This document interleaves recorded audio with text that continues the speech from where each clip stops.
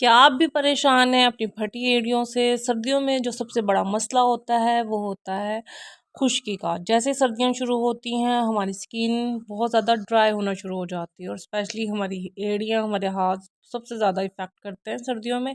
तो अगर आप भी चाहते हैं कि आपके हाथ-पाँव बिल्कुल सॉफ्ट, नर्म व मुलायम बन जाएँ और आपके पाँव में बिल्कुल भी कोई किसी भी किस्म के क्रैक हील्स ना हो और आपके पाँव इतने खूबसूरत हो जाएं कि जब आप ज़मीन पे रखें तो उनको ज़मीन पे भी रखने का दिल ना करे। इसी तरह की एक अच्छी सी रेमेडी जो बहुत यूज़फुल है और घर में ही रखी हुई चीज़ों से आप इजीली ये बना सकते हैं। इससे आपके हाथ पाँव और आपकी जो पाँव की क्रैक हील्स है वो बहुत जल्दी ठीक हो जाएंगी। इसके लिए हम जो लेंगे वो सबसे पहली चीज़ जो होगी वो होगी एलोवेरा जेल। एलोवेरा जेल में कुदरती तौर पे बहुत से ऐसे इसमें इंग्रेडिएंट शामिल होते हैं जो हमारी स्किन के लिए बहुत अच्छे हैं, स्पेशली स्किन की खुश्की को दूर करने के लिए। इसका इस्तेमाल मुख्तलिफ तरीक़ों से किया जा सकता है। इसको आप खा भी सकते हैं और इसकी रेमेडीज़ बना के आप डिफरेंट तरीके से यूज़ भी कर सकते हैं। और सदियों से ये इस्तेमाल में आ रहा है और बहुत आज़मूदा नुस्खा है। और जो नुस्खा मैं आपको बताने जा रही हूँ ये भी हमारी नानी दादियों का नुस्खा है। अच्छा, बाज़ार के भी एलोवेरा जेल मिलते हैं लेकिन जो घर का एलोवेरा जेल होता है वो फटी एड़ियों के लिए सबसे बेस्ट रहता है। मैंने क्या किया कि मैंने इसी तरह अपने घर में जो एलोवेरा जेल का पौधा है जो मैंने उगाया हुआ है उसी की एक इस तरह से एक लेकर पूरा पत्ता और उसका जो जेल है वो मैंने इस तरह छुरी की मदद से मैंने निकाल लिया है। मैंने इसको ब्लेंड बिल्कुल नहीं किया है। आप भी इसी तरह से चम्मच की मदद से या छुरी की मदद से आहिस्ता आहिस्ता करके खुरच लेंगे तो एक जेल फॉर्म में हमारे पास आ जाएगा। और दूसरी चीज़ जो हमने लेनी है वो हमने लेना है इसमें देसी घी। हमने एक सॉस पैन को गर्म करके उसमें मैंने 2 चम्मच जो है वो इसमें देसी घी डाल दिया है। और फिर जब देसी घी हमारा गर्म हो जाएगा तो फिर हम इसमें ऐड कर देंगे 2 टेबलस्पून भर के सरसों के तेल के। आप चाहें तो कोई और तेल भी ले सकते हैं जो आप यूज़ करते हो। इसमें आप खोपरे का तेल भी डाल सकते हैं लेकिन मुझे सरसों का तेल सही लगा तो मैंने वो डाल दिया। और साथ ही फिर मैंने इसमें ये एलोवेरा का जो हमने जेल बनाया था वो भी हमने इसमें ऐड कर दिया और अब हम इन तीनों चीज़ों को अच्छी तरीके से पका लेंगे। इतना पकाएंगे कि जो एलोवेरा का जेल का जो पानी थोड़ा बहुत होता है इसके अंदर वो ड्राई हो जाए, क्योंकि हमने इसको स्टोर करना है तो उसके लिए हमें इसका पानी जो है वो ड्राई करने की ज़रूरत है। और फिर हम इसको छान लेंगे। छानने के बाद जो एलोवेरा की थोड़ी बहुत रह जाएगा पीस वगैरह तो वो इस तरह से इसमें मेल्ट हो जाएंगे और ये हमारे पास कुछ इस तरह से आ गया। और जब ये ठंडा हो जाएगा तो इसके अंदर जो हमने एक और चीज़ इसमें ऐड करनी है वो होगी हमारे घर में ही मौजूद होती है वैसलीन।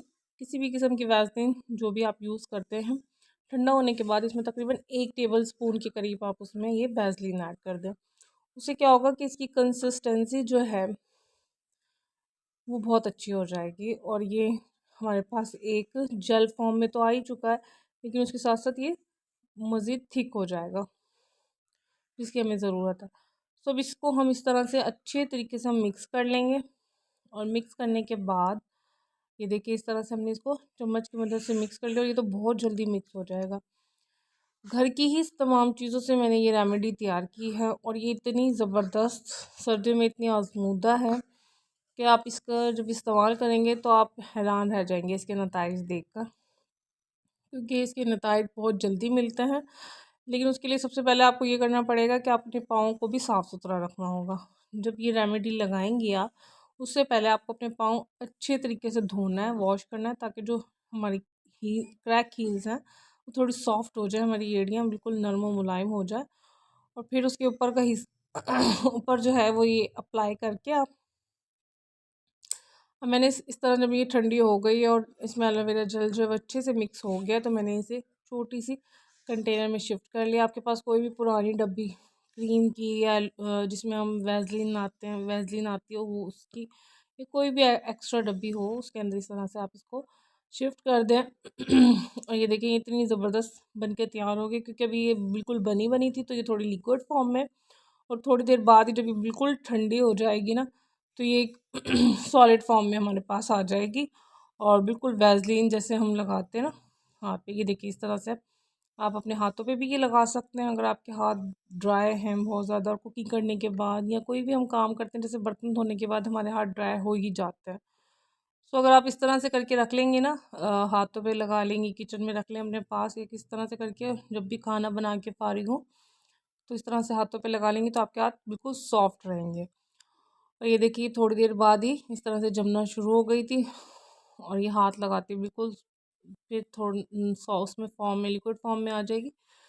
सो इसका कोई इशू नहीं है। अच्छा, यहाँ मेरे छोटे बेटा मेरे पास था, उसके पाँव थोड़े ड्राई हुए हुए थे, तो मैंने उसके ऊपर इस तरह से लगाना है। उसके पाँव मैंने धो के अच्छी तरह से पहले वॉश किया और फिर इस तरह से उसके पाँव पे लगा दिया और इतने उसके पाँव जो थे वो इतने सॉफ्ट हो गए थे। तो इस तरह करके आप भी अपने बच्चों के भी लगा सकते हैं, बड़ों के भी लगा सकते हैं, जिसकी चाहे आप लगा सकते हैं। ये बहुत ज़बरदस्त रेमेडी है। अगर आपको मेरी रेमेडी पसंद आई है तो मेरे चैनल को लाइक शेयर और सब्सक्राइब कर दें।